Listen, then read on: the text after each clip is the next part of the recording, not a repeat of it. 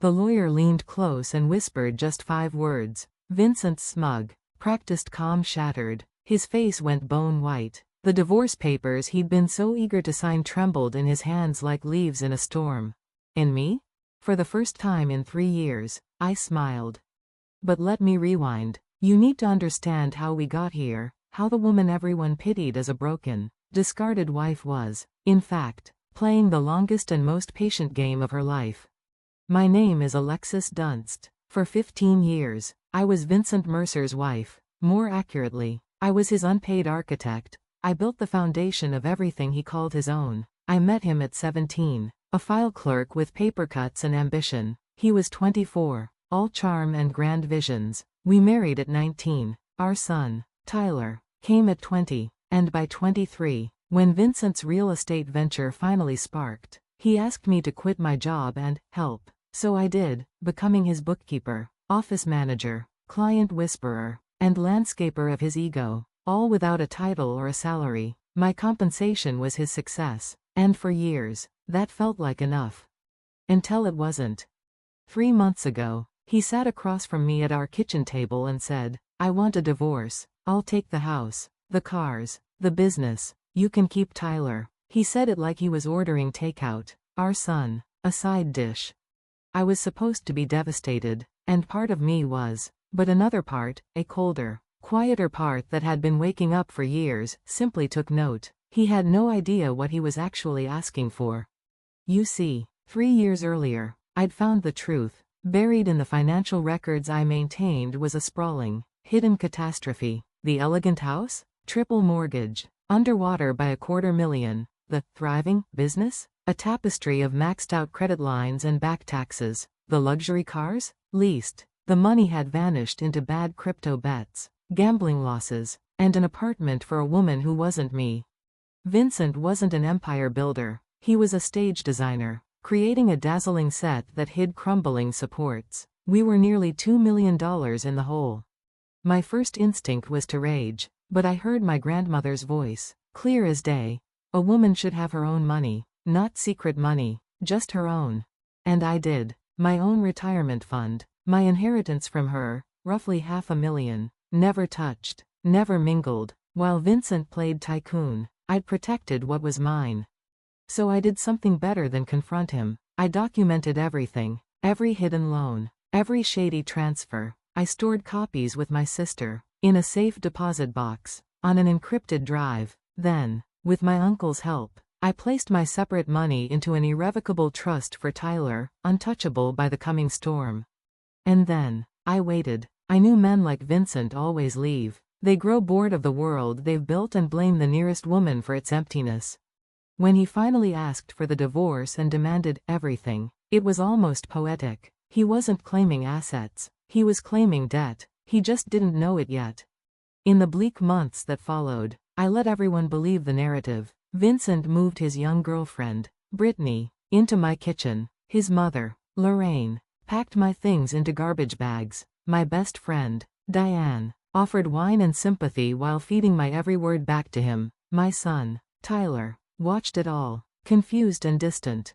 And I played my part perfectly, the defeated wife, too broken to fight. In mediation, I asked for almost nothing, a paltry cash settlement. My personal things, I let Vincent believe he had one. Let him buy the $15,000 watch. Let Brittany paint my sage green kitchen a soulless gray. Let them all think I was conceding.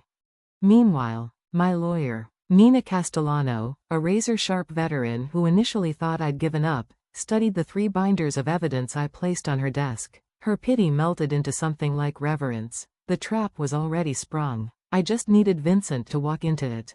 The final divorce agreement was a masterpiece of quiet vengeance. It clearly stated I relinquished all claims to our marital property, but attached was an addendum, a meticulous disclosure of every liability tied to that property, every mortgage, every business loan, every cent of debt. By signing for the assets, Vincent would legally assume all the debt that came with them. Which brings us back to that conference room. His lawyer had finally read the addendum. He leaned in, his voice a tense whisper, and uttered those 5 perfect words: "The debt follows the assets." Vincent's face drained of all its arrogant color. The papers in his hands fluttered uncontrollably. He finally understood. He hadn't won a kingdom. He'd inherited a ruin. And me?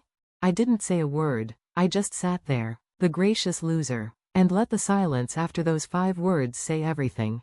The house of cards was his now, and the storm was just beginning.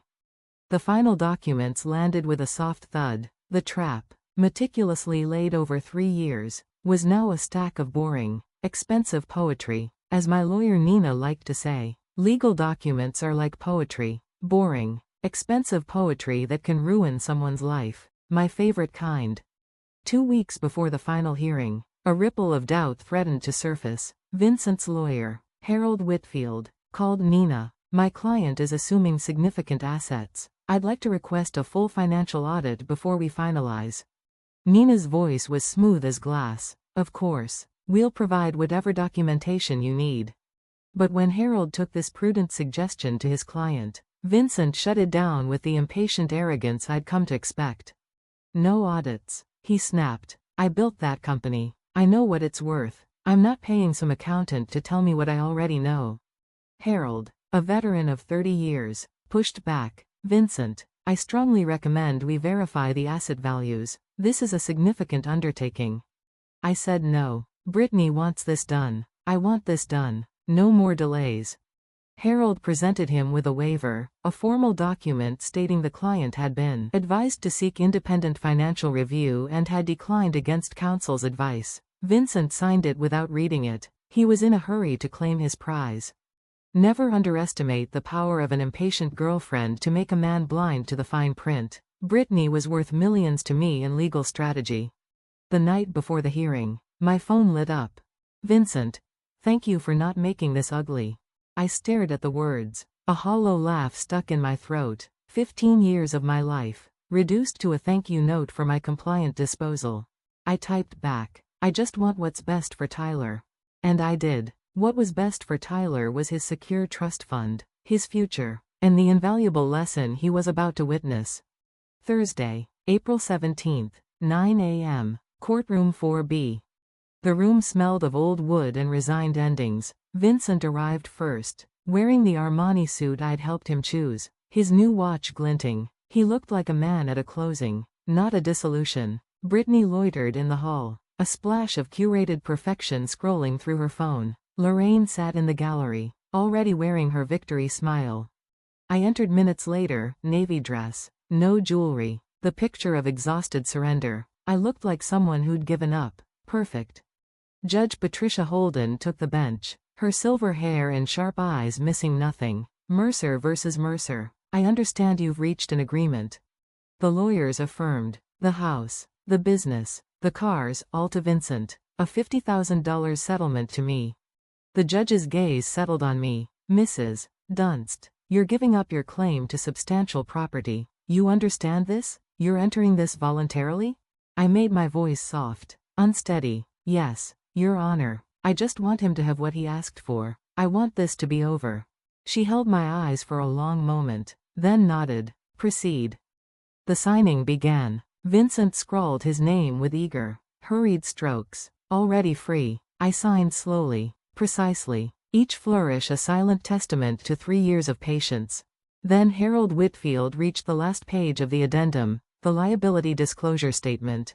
I watched the blood drain from his face. He leaned into Vincent, a frantic whisper. Sir, the debt. You're assuming all of it. Vincent waved him off. Not now. Vincent, the mortgages, the loans, it's all here. Personal liability, everything.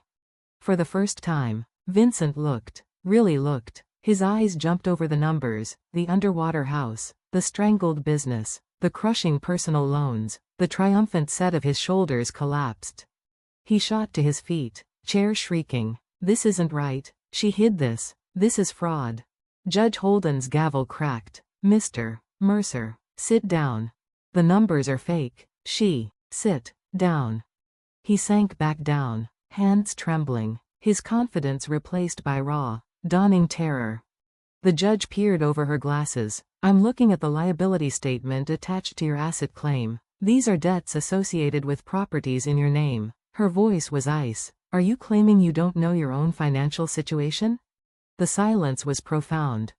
Harold cleared his throat, the sound like thunder in the quiet. Your Honor, for the record, I advised my client to conduct an independent financial review. He declined. I have the waiver. He produced the document, Vincent's own impatient signature sealing his fate.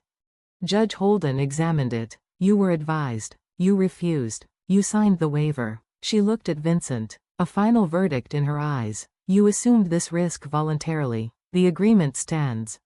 Vincent turned to me, his expression shattered. You knew about all of it. I met his gaze, calm and clear. I was your bookkeeper for 11 years. Vincent, I knew about everything. The gavel fell.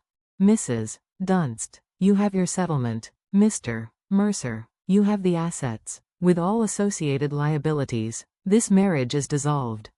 I stood, gathered my purse, and took one last look at the man I'd spent 15 years with. He was a statue of defeat, drowned in the papers of his own making. You said you wanted everything except Tyler, I said, my voice barely carrying across the room. I gave you exactly what you asked for. I walked out without looking back. In the hallway, the collapse began in real time. Vincent's voice, ragged and rising. How did this happen? Sue her. This is Harold's calm, damning reply. I told you to get an audit. You refused. In writing. Through the glass, I saw Brittany's face transform, the adoration evaporating, replaced by cold calculation. She was gone before I reached the elevator, her hurried clicks echoing down the marble, a faster exit than her entrance, consistent, at least. Outside, the April sun was warm, the air was clean. Behind me, a man I'd once loved screamed into the void about fairness. Ahead of me, a life that was finally, completely, my own. Epilogue, the unraveling. The dominoes fell with satisfying speed. Brittany vanished within 2 weeks, leaving a note in the gray kitchen. The house wouldn't sell, the banks began to call, and the empire crumpled under the weight of its own debt. Lorraine's smugness turned to frantic excuse-making, her perfect son now a family parable. Diane's calls of panicked remorse went unanswered. Some bridges, once burned, leave only ash. Tyler understood, not because I told him, but because he saw, the night he truly saw it. He hugged me, a real, silent, 15-year-old's hug of understanding. It was worth every moment of the wait. My $50,000 bought a foundation, my inheritance and retirement, safe in Tyler's trust, bought his future, and I enrolled in interior design courses, starting with Sandra, a client with an empty apartment and a need for a new beginning. We painted her kitchen sage green. Vincent came to my door 3 months later, a ghost of the man he'd pretended to be, hollow-eyed, watch less, drowning. I didn't know it was this bad, he whispered, a plea masquerading as an apology. I looked at him from my threshold, this architect of his own ruin. You asked for everything except Tyler, I repeated, my voice steady. You got exactly what you wanted. I closed the door. Through the peephole, I watched him stand there, lost. For 10 perfect minutes, I savored every second with a spoonful of ice cream. That evening, I looked at my grandmother's photo beside her recipe box, the one thing I'd fought to keep. You were right, Grandma, I whispered to the quiet. My quiet. A woman should have her own money, her own life, her own peace. The apartment was small, it was simple, it was painted in colors I chose, and it was free.